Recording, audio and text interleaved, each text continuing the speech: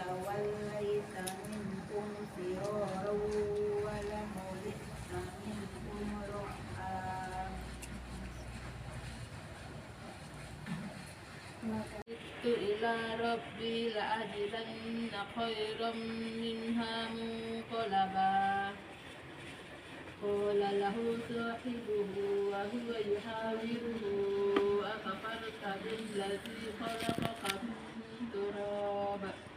أكفرت بالذي خلقك من تراب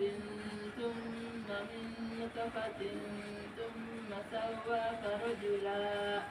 لكن هو الله ربي ولا أشرك بربي أحدا ولولا إذ دخلت جنتك قلت ما شاء الله لا قوة إلا بالله إن ترني أنا أقل منك مالا وولدا